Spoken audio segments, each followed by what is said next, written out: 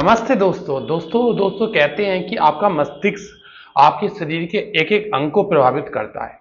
अगर दोस्तों आपका पाचन तंत्र खराब हो तो आपके मस्तिष्क को भी बेकार कर सकता है। दोस्तों अगर किसी हमने देखा है किसी आईबीएस के पेशेंट को, आईबीएस का पेशेंट है तो वो डिप्रेशन में चला जाता है।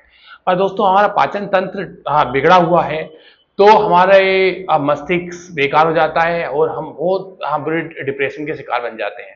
दोस्तों जो हम खाते हैं और खाते पीते हैं वो हमें पोषक तत्व हमें नहीं पहुंच पाते। इससे हमारी स्किन से रिलेटेड बीमारी आ जाती हैं, हमारे बाल बेकार हो जाते हैं और अन्य प्रकार की बीमारी पैदा हो जाती हैं।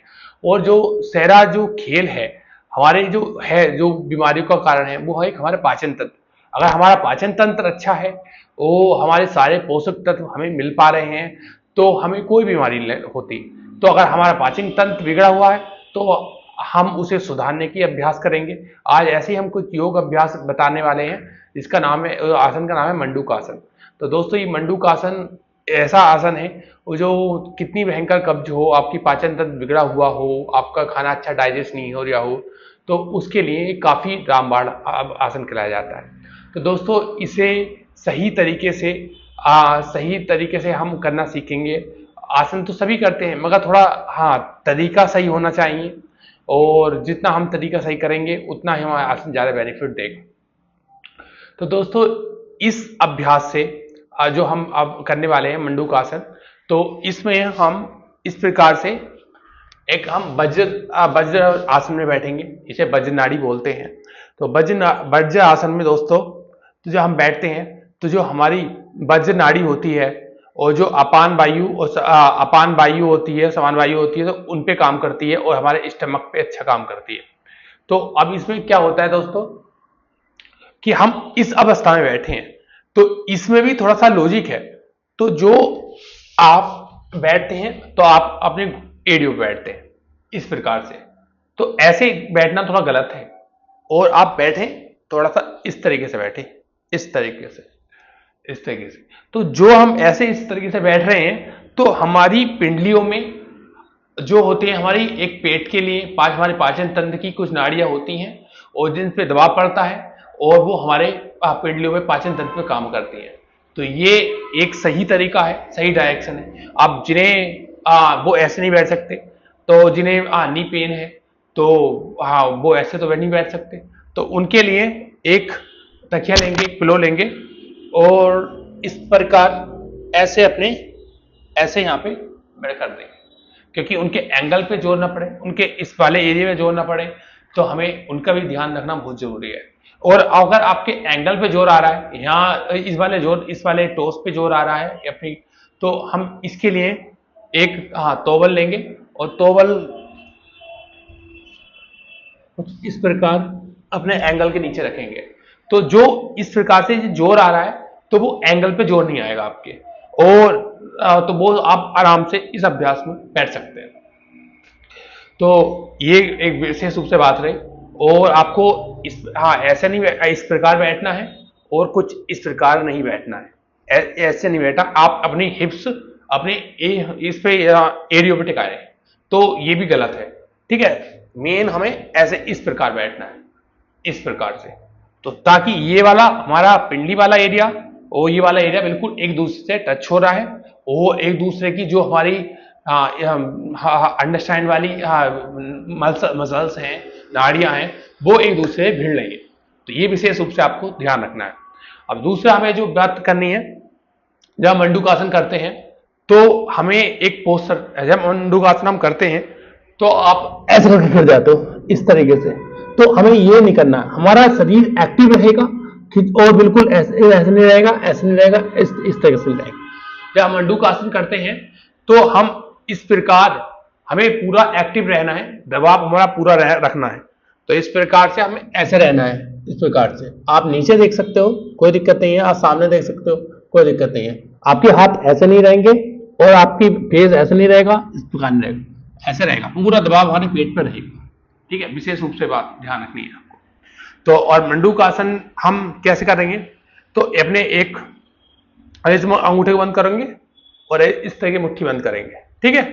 और इस तरीके से ऐसे, और यहां रखेंगे, नाभि के दोनों बीच रखेंगे, गहरा सांस लेंगे और सांस छोड़ते हुए आगे की ओर डाउन।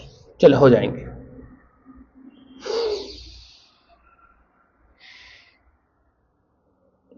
अब ये 3 विधियों में होता है। 3 विधियों में जो पहला विधि जो हमारी है सांस में से अप डाउन की विधि है, ठीक है।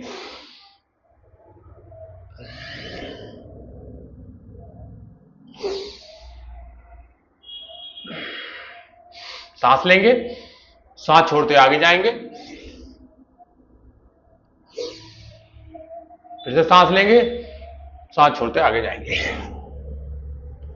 पहली विधि हमारी है। अब दूसरी विधि जो हमारी है, तो फिर गहरा सांस लेंगे और सांस छोड़ते हुए आगे की तरफ चले जाएंगे। अब इसमें हम कुछ देर हम इसमें होल्ड रखेंगे, इस प्रकार से, ऐसे।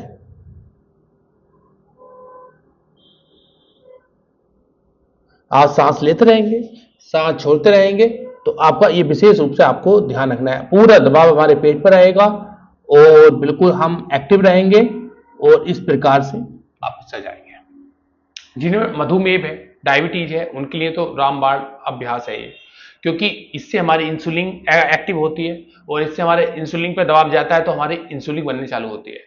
जो इंसुलिन लेते हैं और बार एक दो इंसुलिन लेते हैं, उनके लिए रामबाण अभ्यास है।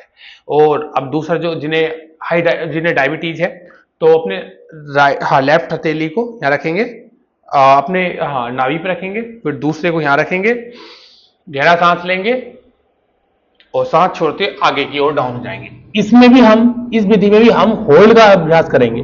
जितना हमें पेट पे दबाव बनाना है और जितना हमें यहाँ स्टमक पे अपने ध्यान देना है, अपान वायु पे, समान वायु पे, तो ये गैस, एसिडिटी जैसी समस्या, कब्ज जैसी समस्या, तो ये सब खत्म हो जाती है। और जो हमारी आंतों की ब्लॉकेज होती है, वो अपने उसमें सामान्य काम करने चालू कर देती है, और इससे कोई प्रकार का गैस, एसिडिटी जैसी समस्या आपको खत्म हो जाती है। और ध्यान रखेंगे, ये खाली पेट करें। कोई खाना खाने के आप कम से कम 5 घंटे बाद करें। अगर आप मॉर्निंग में कर रहे हैं, बहुत मच टाइम है, मॉर्निंग में करें। आप अगर इवनिंग में कर रहे हैं, तो खाना याद रखें, खाना खाने के 5 घंटे हमें रेस्ट होने चाहिए बॉडी को। 5 घंटे तक कुछ नहीं जाए तो जब आप करें, ना तो मॉर्निंग सबसे बेस्ट इसका टाइम है। तो आपको कुछ इस अवस्था में आपको ये वज्रासन का अभ्यास करना है। और नी पेन है तो एक योगासन अभ्यास लेना है। और बाकी आप नी पेन है आपको, आप ऐसे वज्रासन में बैठ गए तो आपका बहुत जल्दी नी पेन और ज्यादा बढ़ जाएगा, तो इससे आपकी और ज्यादा दिक्कत हो जाएगी और आपके घुटने का गैप और ज्यादा बढ़ सकता है। तो इसलिए विशेष रूप से ध्यान रखिए। और अगर आपको नी पेन है तो आप एक तकिए की मदद से लें, मदद करें, या कंबल लें, तो मोटा कंबल ले लें तो और ज्यादा सही रहेगा। और तो ना तो बाकी आज ऐसे इसका अभ्यास करें, और ऐसे ही आप मंडूकासन को अभ्यास करेंगे, सही तरीके से अभ्यास करेंगे, सही अवस्था में अभ्यास करेंगे। दोस्तों, अभ्यास सब करते हैं, योग आसन का अभ्यास सब करते हैं, मगर बस थोड़ा सा हमें थोड़ी सी जो बारीकियां हैं, इनकी सही तरीका है, उन्हें जानना है, उन्हें पहचानना है। तो बस उस पर फोकस करना है, और जब ही आपको बेनिफिट दिखाई देते हैं। अन्यथा हम जल्दबाजी में कोई अभ्यास करते हैं और कुछ करते हैं, तो साथ को फिर उससे कोई इतना खास लाभ नहीं मिलता। आप भी सोचते हो हम योग कर रहे हैं, हमें योग खुद से कोई लाभ तो मिल नहीं रहा है। तो ऐसे ऐसे छोटी छोटी बारीकियों को हमें पहचानना है।